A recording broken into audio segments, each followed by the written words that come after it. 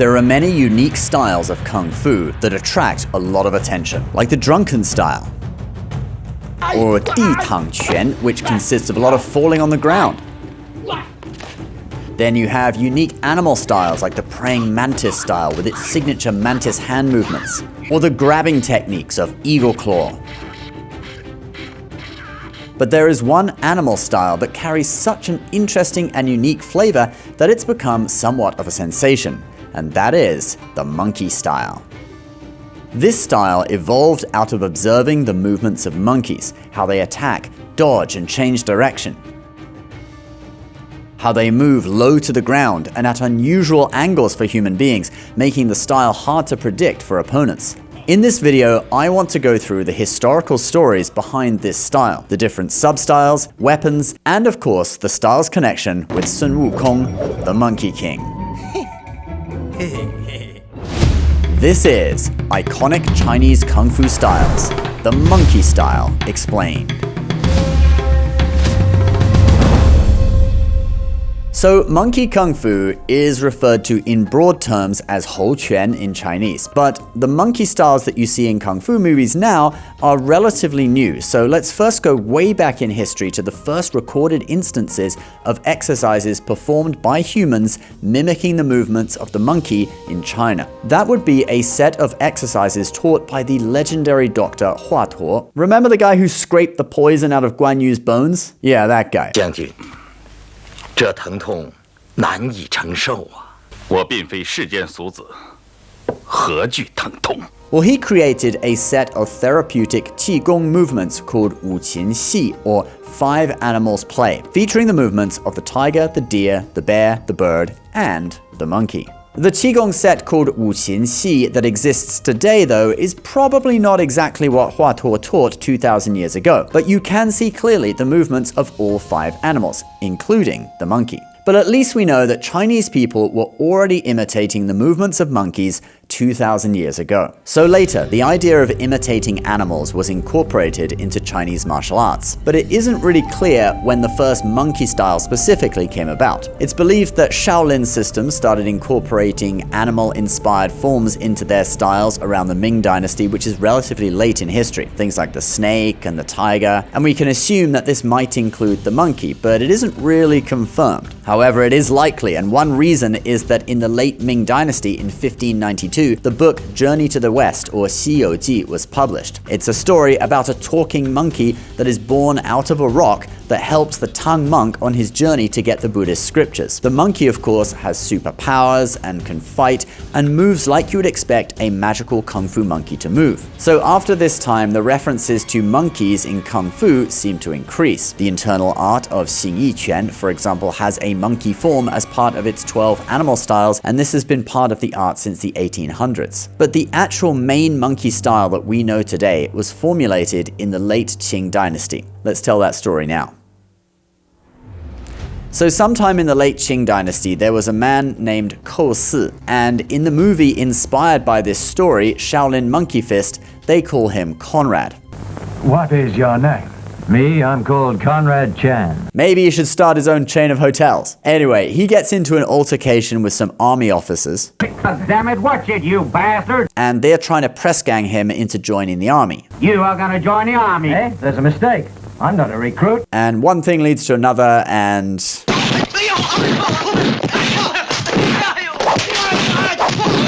Yeah, in kung fu movies, the script is really just a vehicle to allow fighting to happen. So he fights off this press gang, but supposedly kills one soldier in the process, and this lands him 8 years in prison. Now, while in prison, both in the movie and in the real-life story, he can see monkeys from his window, and since he already knows kung fu, he was practicing di tang quan, remember that style where you fall on the ground that we talked about at the beginning? So he studies their movements and adds it into what he already knows, and comes up with a new monkey style called Da Sheng Men, the Great Sage School. Now, I know what you're thinking. What does Great Sage got to do with monkeys? Well, Qi Tian Da Sheng, or the Great Sage equaling heaven, is the name the Monkey King gave himself in Journey to the West. So his monkey style is named after Sun Wukong, the Monkey King. And it was a full-on monkey style with monkey hand movements, low stances, rolling on the floor, and unusual fighting angles.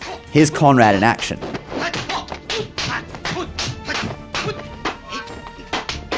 So once he gets out of prison, he teaches the style, and his most senior student is called Geng Dehai. And this student originally learned Pi Gua Kung Fu from his father. Pi Gua is a style with lots of chopping and slapping moves. He combines the new Great Sage monkey style with his Pi Gua Kung Fu to create a Da Sheng Pi Gua, or Great Sage Pi Gua. And there's actually footage of this style on YouTube. Here it is, this master practicing it, and it says that this is from the lineage of Geng Dehai. And you can definitely see the influence of both styles in there, both the monkey and those chopping and slapping moves of Pi Gua. Then in addition to this, as the monkey style developed, you have 5 different substyles, or not really substyles, but what they refer to as monkey personalities. Let's look at those now.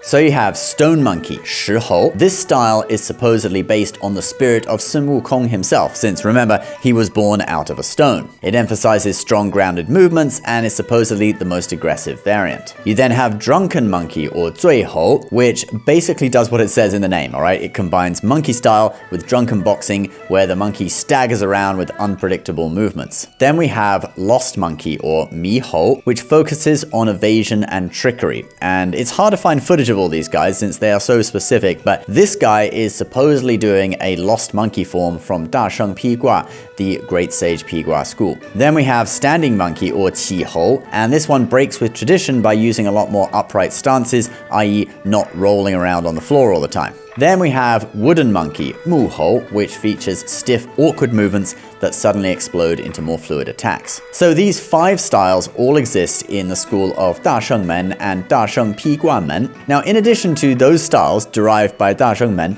you also have Southern Monkey Fist, Nan Hou Quan, and also Emei Mountain Monkey style, which makes sense because Emei Mountain has monkeys all over the place, so it would be easy to observe their movements and create a style. And no, I don't think this is one of them. Now, if you want to see monkey kung fu in action on screen, if you're looking for something more modern, you can check out the fight with Lok Sifu in Ip Man 2. Okay, he is doing monkey style, Lok Sifu, this guy, but it's very cinematic and it's hard to see clearly due to the camera angles, and he actually loses the fight in just a few seconds anyway. So I actually recommend going further back. Mad Monkey Kung Fu from 1979 is a great movie about a monkey style master whose hands are crippled after he has beef with a local gangster who also steals away his sister to work at his brothel.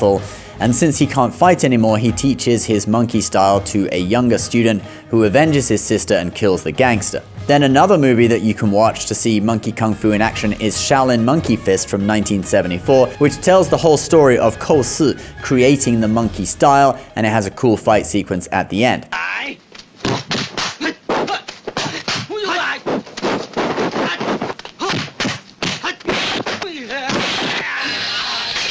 The really great thing about this movie is that Conrad Chan, or Kou Si, is actually played by Chen Xiuzhong, a student of Geng Dehai. Remember the guy who learned the monkey style from Kou Si and created Da Sheng Pi Gua? So he is actually a 3rd generation monkey style practitioner and accomplished master in his own right, playing his own grandmaster. Both of those 1970s Monkey Fist movies are on YouTube in their entirety, so I will put links to them on screen in just a moment so that you can check them out. In my opinion, especially the second one is really worth watching since you are literally seeing a 3rd generation master of the style performing on screen. Although if you want more of an interesting movie with a better footage and a bit more of an interesting plot, the Mad Monkey Kung Fu one might also be for you as well. Another really cool thing is that 2 students of Geng Dehai, the creator of Great Sage or Da Sheng Pi Gua, actually sent congratulatory messages to the NTD International Chinese Martial Arts Competition, which I am involved with. And if you practice a Chinese martial art and want to win $5,000,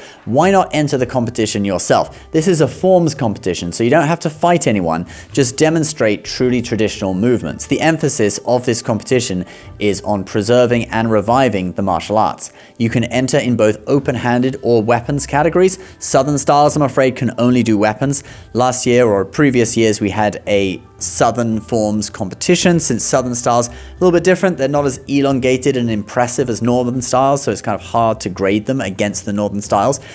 So yeah, but unfortunately this year we don't have the Southern forms category. So Southern forms can enter weapons, or if you do a Northern style, you can do either weapons or open-handed. The competition will be held in New York City in mid-August. I'll paste the link to all the information you need in the description section down below. And I'm the commentator for the live stream, so if you enter, I will probably see you there. All right, guys, thank you so much for watching. Please subscribe so you never miss a video. If you want to support us, please consider becoming a member for $4.99 a month. It really helps us keep making content like this. We'll see you next time.